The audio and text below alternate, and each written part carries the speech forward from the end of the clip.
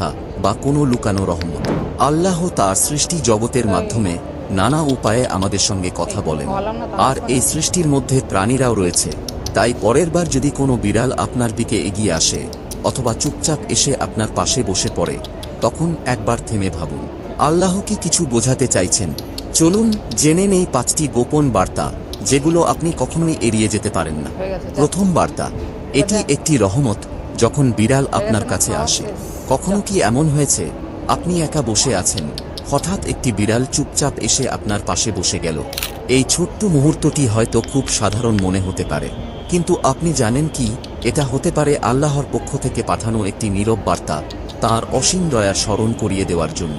ইসলামে রহমত বা দয়া শুধু একটি অনুভূতির নাম নয়, এটি এক অসাধারণ শক্তি যা মুমিনদের চারপাশে সবসময় ঘিরে রাখে, যদিও আমরা অনেক সময় তা বুঝি না। যখন কোনো বিড়াল ভয় না পেয়ে